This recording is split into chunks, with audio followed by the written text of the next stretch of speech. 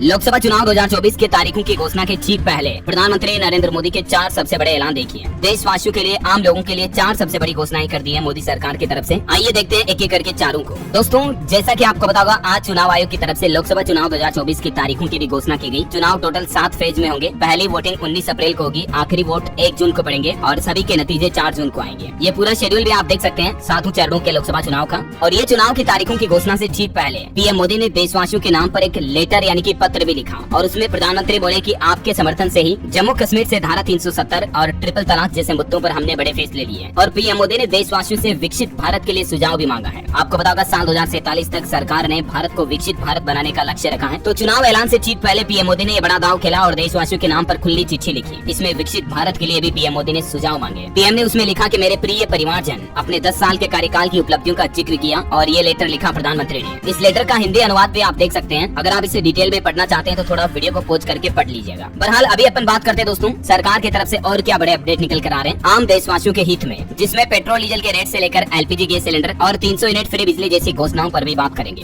देखिए, आज एक तो सरकार ने आंकड़ा जारी किया, पीएम सूर्यघर मुफ्त बिजली योजना जो सरकार ने लॉन्च की, उसमें अब तक 1 करोड़ रजिस्ट्रेशन हो चुके हैं। इस योजना के तहत घरों को 300 यूनिट मुफ्त बिजली दी जाएगी और सालाना 15,000 तक इनकम भी होगी, क्योंकि सरकार इस योजना में 1 करोड़ देशवासियों के घरों पर सोलर प्लांट लगाने का प्लान बनाया है। और इसके लिए सरकार ने एक नेशनल पोर्टल भी लॉन्च कर दिया है, पीएम सूर्यघर। अगर आप गूगल में भी सर्च करोगे तो ये पहला लिंक आपको इस पोर्टल का ही मिलेगा। यहाँ पर बैनर भी लगा हुआ देख सकते हैं आप, मुफ्त बिजली योजना में more than 1 crore registration under the scheme. अगर आपने अभी तक भी इस योजना में फॉर्म नहीं भरा तो मैंने आपको पहले भी बताया था, आपको पता होगा कि इस योजना में कैसे अप्लाई करना है। सिंपली यहाँ पर अप्लाई फॉर रूफटॉप सोलर इस बटन पे क्लिक करना है और फिर आपके सामने ये नया पेज खुलेगा। इसमें आप लॉगिन और रजिस्ट्रेशन कर सकते हैं। चलिए अगला अपडेट देखिए। चुनाव की तारीखों की घोषणा से पहले सरकार ने हमारे देश में नई इलेक्ट्रिक व्हीकल पॉलिसी को भी मंजूरी दे दी है और इसमें एक शर्त रखी गई है कि ऑटोमोबाइल कंपनियों को कम से कम 4,150 करोड़ का निवेश भारत में करना होगा, तभी वो अपना मैन्युफैक्चरिंग प्लांट लगा पाएगी। हालांकि सरकार की इस नई पॉलिसी से एलन मस्क की टेस्ला कंपनी की भी भारत में एंट्री अब आसान हो पाएगी। लेकिन भारत को फायदा ये होगा कि अब इलेक्ट्रिक कारें दुनिया की जो दूसरी बड़ी बड़ी कंपनियां बनाने वाली हैं वो भारत में ही बनाएगी और भारत में ही मैन्युफैक्चरिंग होगी। तो भारत के युवाओं को रोजगार मिलेंगे, भारत के इंफ्रास्ट्रक्चर इकोनॉमी को रफ्तार मिलेगी, राइट। और इसके अलावा भी इलेक्ट्रिक व्हीकल की सब्सिडी पर भी सरकार ने एक बड़ा फैसला लिया है। इलेक्ट्रिक गाड़ियों के लिए सरकार एक नई स्कीम लेकर आई जिसका नाम है EMPS और इस स्कीम के तहत इलेक्ट्रिक 2 व्हीलर पर अब आपको 10,000 रूपए तक सब्सिडी मिलेगी। हालांकि ये योजना पहले जो फेम 2 स्कीम चल रही है उसी की जगह पर सरकार द्वारा लाई गई है। उसमें सब्सिडी भी ज्यादा मिलती थी 22,500, लेकिन इसमें अब सब्सिडी में कटौती कर दी गई है। लेकिन क्योंकि फेम 2 स्कीम तो 31 मार्च 2024 को समाप्त हो रही है और इसीलिए सरकार ने अब ये नई updated electric vehicle promotion scheme EMPS launch की है। और इस योजना के पहले चरण के लिए सरकार ने 500 करोड़ रुपए का बजट भी जारी कर दिया। इस नई योजना के तहत मिलने वाली सब्सिडी किस किस तरह के वाहनों पर कितनी मिलेगी, जिसकी जानकारी भी आप ये टेबल में देख सकते हैं। इलेक्ट्रिक 2 पहिया वाहन से लेकर 3 व्हीलर्स, ई रिक्शा और बड़े इलेक्ट्रिक 3 व्हीलर्स पर सब्सिडी प्रति kWh के हिसाब से कितनी मिलेगी, है ना। और वहीं दोस्तों अगला बड़ा फैसला सरकार का जो हाल ही में आपको पता होगा 1-2 दिन पहले सरकार ने देश भर में पेट्रोल डीजल के दाम में 2 रुपए तक की कटौती की थी। ये 22 महीनों बाद दाम घटाए गए। अभी देश के प्रमुख शहरों में पेट्रोल डीजल के दाम क्या चल रहे हैं, जिनकी रेट लिस्ट भी आप देख सकते हैं। हालांकि इसमें ज्यादा कोई कटौती नहीं की गई है, लेकिन फिर भी आखिरकार 22 महीनों बाद ये रेटों में कटौती देखने को मिली है। और इसके अलावा आपको पता होगा अभी 1 सप्ताह पहले ही सरकार ने घरेलू गैस सिलेंडर के दाम में भी 100 रुपए तक की कटौती की थी। तो इस कटौती के बाद अभी राजधानी दिल्ली में 803 रुपए का मिल रहा एलपीजी गैस सिलेंडर। प्रधानमंत्री बोले कि करोड़ों परिवारों का आर्थिक बोझ कम होगा। ये टेबल में रेट लिस्ट भी आप देख सकते हैं। प्रमुख शहरों में एलपीजी गैस सिलेंडर की पुरानी कीमतें क्या थी और नए दाम क्या होंगे। महिला दिवस के मौके पर पीएम मोदी सरकार की तरफ से देश की करोड़ों माताओं बहनों को ये बड़ा तोहफा दिया था, राइट। और देश के प्रमुख शहरों में Ujjwala gas cylinder LPG cylinder की कीमत कितनी है ये भी आप देख सकते हैं। इस पर भी हाल ही में आपको बताऊंगा सरकार ने सब्सिडी जो पहले 200 रुपए मिलती थी उसको 100 रुपए और बढ़ाकर 300 रुपए कर दिया था। हालांकि एक अच्छी खबर यह है कि ये जो पीएम उज्ज्वला योजना की सब्सिडी वाली स्कीम है, इसकी अवधि को भी सरकार ने 1 साल और बढ़ा दिया है। यानी साल के 12 गैस सिलेंडर पर 300 रुपए की फ्री सब्सिडी जो है उज्ज्वला योजना के लाभार्थियों को वो 1 साल तक और मिलती रहेगी। जो घरों में काम में आने वाला 14 किलो 200 ग्राम वाला गैस सिलेंडर होता है ना, उस पर सब्सिडी को केंद्रीय कैबिनेट की बैठक में बढ़ाया गया था। चलिए अगला अपडेट देखिए। स्टॉक मार्केट से जुड़ा अपडेट है। 28 मार्च तक शुरू होगा T+0 सेटलमेंट और ये नया सिस्टम शुरू होने के बाद शेयर मार्केट में इन्वेस्टर्स को शेयर बेचने पर एक ही दिन में उनके अकाउंट में वापस पैसा आ जाएगा। अभी T+1 सेटलमेंट सिस्टम लागू है जिसमें 1 दिन का टाइम लगता है, लेकिन सेम डे आपका ट्रांजेक्शन आपके अकाउंट में क्रेडिट हो जाएगा। ये T+0 सेटलमेंट के बीटा वर्जन की 28 मार्च को लॉन्चिंग करने जा रही है। चलिए आधार कार्ड को लेकर अगला अपडेट है दोस्तों। छात्रवृत्ति और दूसरी योजनाओं में अब आधार कार्ड अनिवार्य होगा। दिव्यांग लोगों के लिए सरकार की तरफ से कुछ नए नियम जारी किए गए हैं। अब जो स्कूलों में स्कॉलरशिप मिलती है, छात्रवृत्ति वगैरह और दूसरी सरकारी योजनाओं का लाभ लेने के लिए भी आधार कार्ड का इस्तेमाल अनिवार्य कर दिया स्टूडेंट्स के लिए। केंद्र सरकार ने इस संबंध में बयान जारी किया और खास करके दिव्यांग लोगों को भी इस योजनाओं का लाभ लेने के लिए आधार कार्ड का उपयोग करना अनिवार्य होगा। दिव्यांग सशक्तिकरण विभाग की तरफ से इस संबंध में अधिसूचना भी जारी कर दी है। वैसे आधार कार्ड में फ्री अपडेट करने को लेकर भी डेडलाइन बढ़ चुकी है। अब आप 14 जून तक आधार कार्ड में कोई अपडेशन करवाओगे तो आपको फीस नहीं देनी होगी। इसके बारे में अपडेट मैंने आपको पहले भी बताया था, राइट। चलिए अगली बड़ी शानदार खबर है। जन औषधि केंद्र चलाने चाहने वालों के लिए भी खुशखबरी देखिए, आसानी से मिल सकेगा अब कर्ज।